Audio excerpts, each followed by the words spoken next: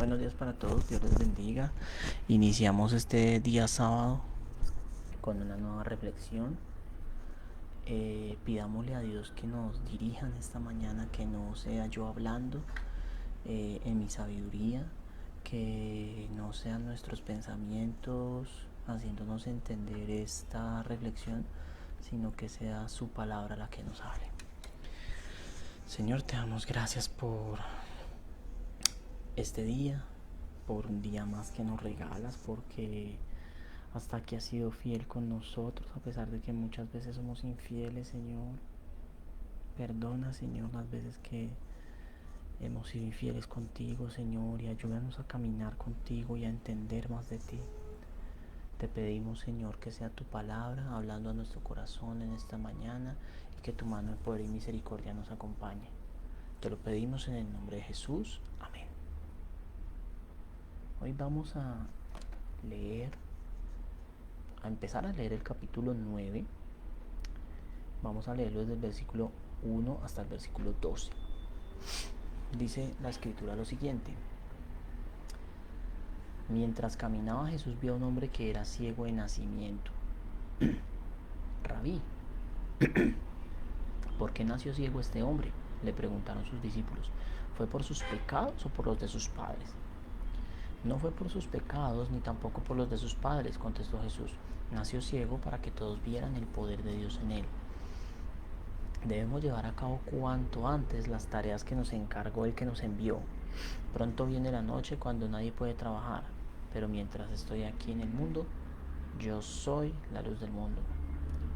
Luego escupió en el suelo, hizo lodo con la saliva y lo untó en los ojos del ciego.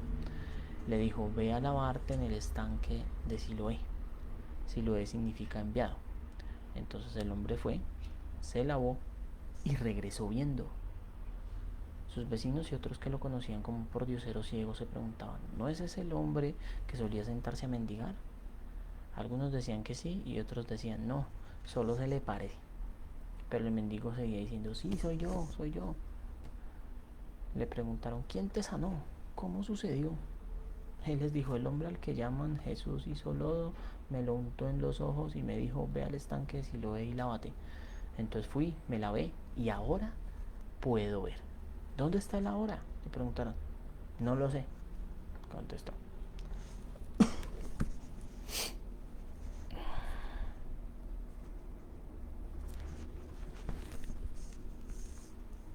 Bueno, vamos a analizar este pasaje, un pasaje corto, pero que tiene muchas consideraciones. Entonces, lo primero es que iban con los discípulos caminando un día normal, un día cualquiera, y se encontraron a este hombre ciego. Era ciego de nacimiento. Y entonces los discípulos le preguntan, le hacen una pregunta sobre la ceguera del hombre y le dicen que si era causa de sus papás o causa de su pecado. Y es porque, basados en Éxodo 34:7, lo voy a leer. Éxodo 34:7,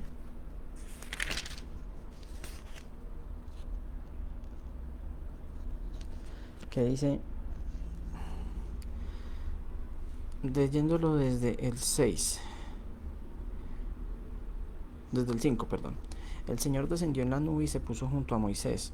Luego le dio a conocer su nombre, pasando delante de él proclamó: el Señor, Dios clemente y compasivo, lento para la ira y grande en amor y fidelidad, que mantiene su amor hasta 1000 generaciones después, y que perdona la iniquidad, la rebelión y el pecado, pero que no deja sin castigo al culpable, sino que castiga la maldad de los padres en los hijos y en los nietos hasta la tercera y cuarta generación.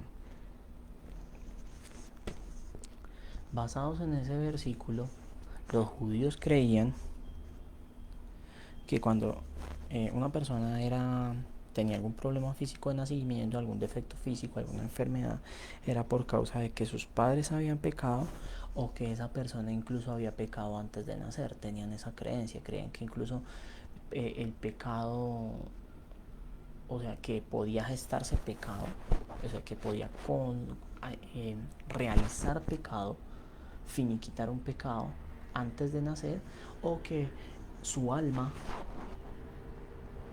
ya había pecado alguna vez. Tenían esas creencias erradas, porque recordemos que hace algún tiempo yo leí Ezequiel 18, en donde finalmente la responsabilidad es personal, independiente de que, digamos, los padres hayan pecado. Si el hijo persiste en ese pecado, pues va a tener su condena.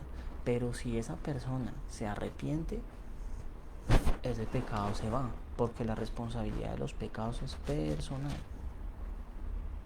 Las consecuencias sí pueden pasar, y eso es a lo que se refiere ese pasaje, ¿sí? A las consecuencias, pero no al hecho mismo de pecar. El pecado es personal, ¿sí?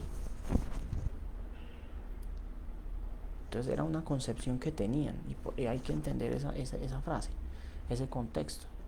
Entonces Jesús les dice, no fue ni por los pecados de sus padres, ni fue por los pecados del mismo que él está así, sino que esa enfermedad es para la gloria de Dios, es para mostrar el poder de Dios. Dios permitió esto para que fuera mostrado su gloria.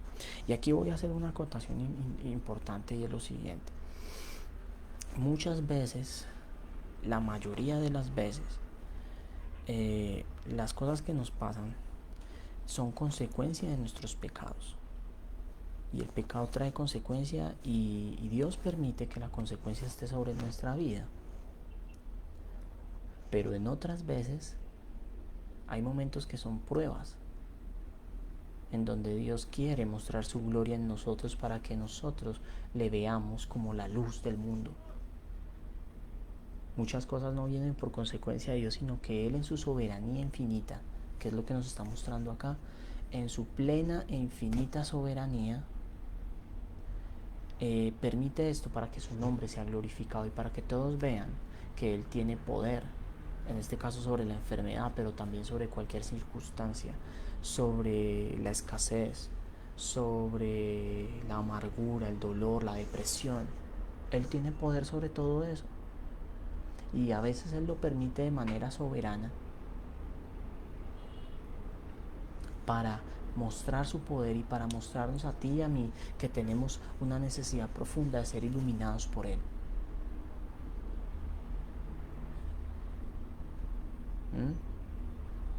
Entonces dice en el versículo 4, debemos llevar a cabo cuanto antes las tareas que nos encargó el que nos envió. Pronto viene la noche cuando nadie puede trabajar, pero mientras estoy aquí en el mundo, yo soy la luz del mundo.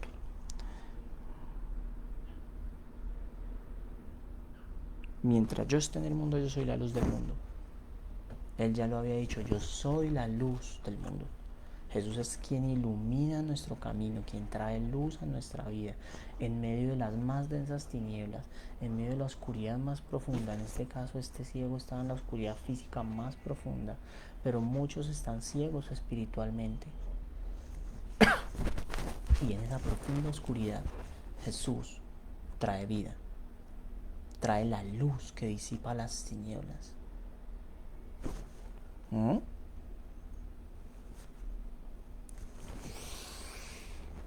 Y Jesús hace algo que para estos tiempos modernos es asqueroso, pero que en esa época era muy común. Y es lo siguiente, llega, dice, luego escupió en el suelo, hizo lodo con la saliva y lo untó en los ojos del ciego. Entonces uno dice, uy, qué puerco, guácala. Pero hay que entender el contexto. Resulta que la saliva en esa época, en el siglo I, en la antigüedad, la saliva era considerada medicinal, que tenía muchas propiedades, que tenía propiedades antiofídicas, tenía propiedades astringentes, muchas propiedades curativas, ¿sí? Dermatológicas, etc. Incluso leía que Plinio el famoso escritor antiguo, hizo un tratado sobre la saliva. Me corrijo a ver si Plinio. Efectivamente, mire, Plinio, el famoso coleccionista romano, lo estoy leyendo del comentario que les leo, de lo que se llama entonces información científica, dedica todo un capítulo al uso de la saliva.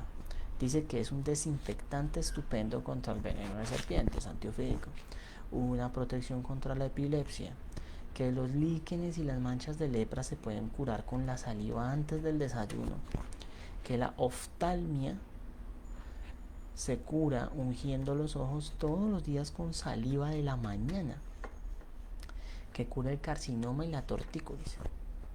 La saliva se suponía que era muy eficaz para evitar el mal de ojo. Aquí otro personaje llamado Percio nos cuenta que la tía o la abuela piadosas y expertas en evitar el mal de ojo sacan al bebé de la cuna y le aplican con el dedo corazón la lustrosa saliva en la frente y en los labios húmedos. El uso de la saliva era muy corriente en el mundo antiguo. Incluso el autor menciona lo siguiente: mire, hasta ahora cuando nos quemamos un dedo nos lo chupamos instintivamente, y hay muchos que creen que las verrugas y muchos otros males se curan con saliva. Entonces, la saliva tenía, para los antiguos, tenía ese poder curativo. Y es verdad, incluso instintivamente cuando se corta, cuando usted se quema, se corta un dedo, lo primero que hace es chuparse el dedo, como para que deje de salir sangre, ¿cierto? Entonces Jesús usó ese conocimiento y pues como él tenía ya cierta fama como sanador y que hacía obras prodigiosas de parte de Dios, entonces como autoridad, como médico, llegó y hizo una cosa que en medicina se hubiera hecho. Llegó y utilizó saliva y hizo una especie de ungüento con barro. Simplemente escupió y se lo puso en los ojos y le dijo: con este colirio, con este ungüentico, vaya, se lava la cara y listo.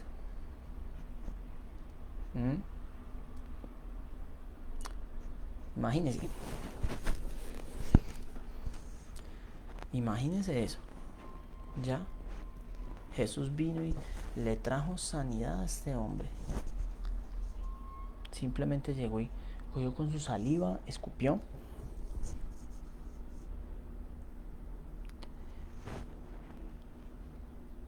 y lo mandó al estanque de Siloé. Dice, Siloé significa enviado.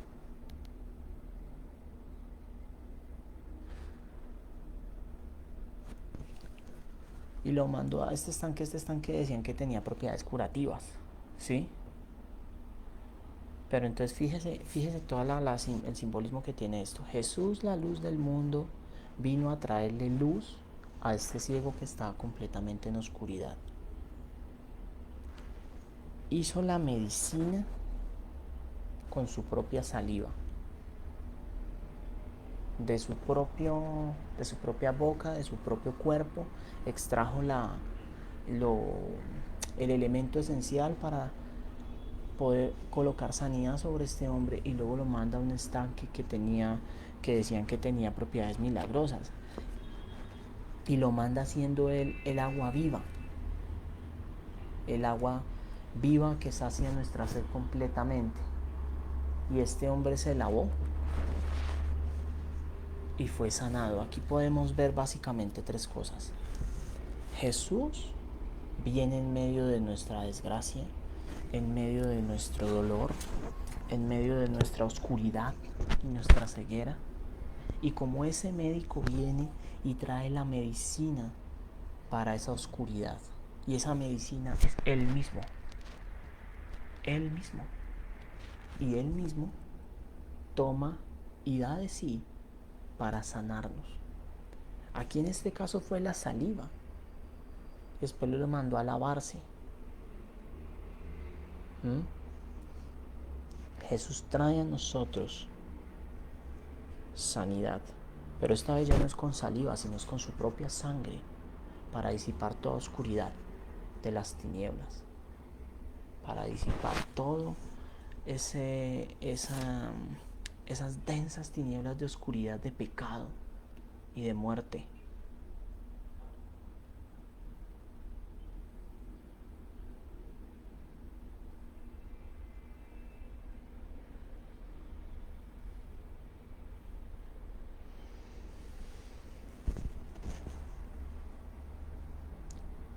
Y todo el mundo se dio cuenta de esta sanidad.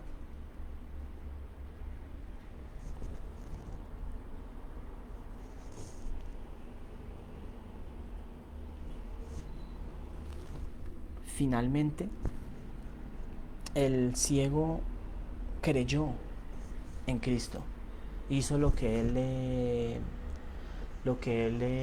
le mandó. Él vio en Cristo la luz, él vio en Cristo esa curación. Y cuando fue sano, dio su testimonio público. Y muchos lo querían confundir diciendo, no, usted no es el ciego que está ahí. Sí, yo soy el ciego y Jesús me sanó. Jesús trajo luz a mi corazón. Muchas veces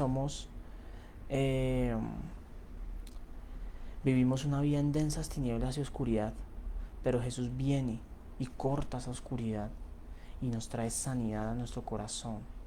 Como les decía, no con saliva, sino esta vez con su propia sangre. Y su propia sangre fue la que disipó todas las densas tinieblas que pudieran haber. Pero para eso es necesario que tú y yo le creamos a Él, como hizo este ciego. Este ciego le creyó. Si el ciego no le creyera, le hubiera dicho, no, yo no me voy a lavar, usted qué porquería me puso en los ojos, no, chao. Sino él efectivamente recibió este ungüento y fue y obedeció a Cristo y se lavó su rostro y recuperó la vista. Así que es tiempo, ya es tiempo de que miremos a Cristo. Muchos en esta mañana nos encontramos ciegos. Tal vez tú estés en esa situación, desesperado, buscando una salida, sin saber a dónde ir. Esta crisis de pronto quitó tus cimientos, todo en lo que te apoyabas, tu trabajo, tu vida familiar, tus hobbies. Todo eso te lo destruyó y ahora estás confinado en tu casa. No le encuentras sentido a los vicios en los que estás. O inevitablemente, sientes que algo te jala cuando te sometes a ellos, al licor, a las drogas, qué sé yo, a ser esclavo del televisor, del internet. Y buscas llenar ese vacío y no lo encuentras. Cristo te llama y dice, es el tiempo, yo traigo la luz a tu vida. Aquí estoy yo, mira. Y lo hago para gloria de mi nombre primero. Jesús obra en nuestros corazones para la gloria y alabanza de su nombre. Y por amor. Él obró la salvación para la gloria de su nombre, para la gloria de Dios. Para que su nombre fuese conocido en todas las naciones de la tierra y para que su nombre fuera proclamado como el Salvador del mundo. Es tiempo de que corras a Cristo, de que corramos a Cristo, tú y yo. Dejemos las densas tinieblas, busquemos la luz en medio de la oscuridad y Jesús es el que la trae.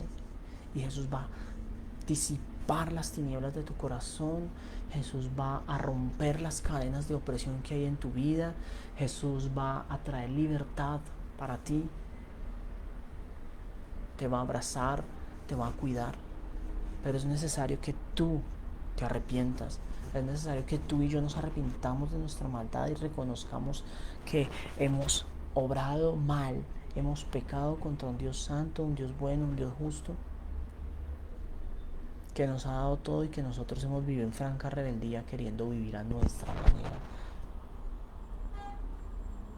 Pero que Jesús misericordioso, gratuitamente,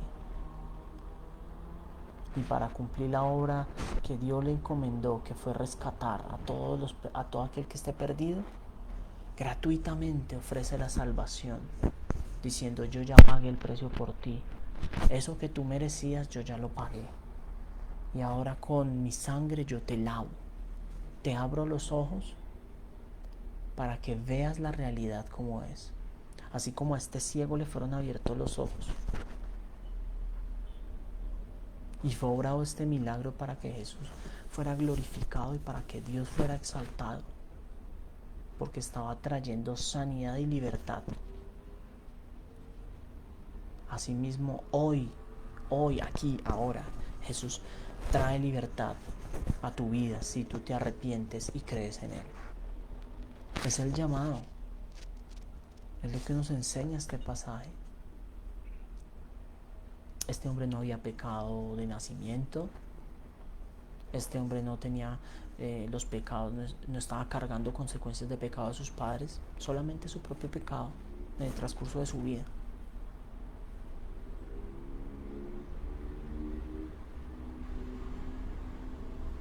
Y vino Cristo y trajo libertad a esa condición en la que él estaba, que no había sido producto de nada en especial, sino solamente soberanamente Dios la dejó para mostrarse como el libertador y quien trae la luz. Asimismo, en tu condición, independientemente de que sea consecuencia o no, Dios quiere glorificarse para mostrarte a ti que Él es el Dios que puede salvar. Y quiere mostrarse en esta mañana para ti y traer luz en medio de las tinieblas. Pero es necesario el arrepentimiento. Tú que escuchas este mensaje en esta mañana, cambia tu manera de vivir, cambia tu manera de pensar y vive. Vive. Deja tus malos hábitos. Deja tus malas costumbres, tus malas palabras. Déjalas. Que el Espíritu Santo en esta mañana traiga esa convicción para que puedas ver a Cristo que murió por ti y por mí. Pagó esa muerte que nosotros merecíamos. La recibió Él y con esa muerte satisfizo toda la ira de Dios. Y como decíamos ayer, éramos esclavos y con ese precio tan alto que Él pagó nos compró para darnos libertad. Acepta la libertad de Cristo y conviértete como en este ciego en alguien que ahora puede ver. Convirtámonos como este ciego, que la luz de Cristo nos ilumine para poder ver las riquezas de su gloria y su salvación eterna, y poder ver cómo Él nos abraza y nos lleva al seno del Padre para que caminemos una vida que le agrada a Él. Deja de creerte el chacho, deja de el chacho o la más la que nadie puede juzgar o puede decir porque eres la más. No, amigo, amiga, tú y yo necesitamos que el orgullo en nuestro corazón, la oscuridad en nuestro corazón sea derribada para poder entender que solo en Él tenemos la luz que nos conduce a la vida eterna, al camino del Padre. De lo contrario, como dice Juan, el que cree en el Hijo tiene vida eterna, pero el que no cree ya ha sido condenado. Ya no hay remedio si tú no quieres creer. Es el tiempo, es ahora. Dios está llamando a un arrepentimiento genuino para que cambiemos nuestra manera de pensar, para que nuestra manera de vivir sea transformada. Corramos a Cristo para recibir su salvación y su amor inagotable. Oremos. Gracias, Señor, por este tiempo. Que tu palabra nos ilumine, nos transforme y sea tu poder, Señor Padre Santo, traspasando nuestro corazón, Señor. Te lo pedimos en el nombre de Jesús, Dios Todopoderoso. Que tu gran poder, Señor, traspase nuestras vidas, Dios, y que seamos transformados por tu palabra, Señor. Que no solamente sean palabras, sino que tu poder, Señor amado Dios, nos lleve a convicción de pecado, justicia y juicio, y seamos realmente transformados, Señor. Que la palabra no quede solamente en nuestra mente, sino que germine en nuestro corazón. Te lo pedimos en el nombre de Jesús. Amén. Recuerden, amigos, Jesús es la luz del mundo. El que le sigue no anda en tinieblas. Jesús es la luz del mundo, quien trae esa iluminación para ver el camino al Padre. Jesús es la luz del mundo y Él quita la ceguera espiritual de nuestro corazón para que caminemos con Él. Feliz fin de semana. Bendiciones. Chao.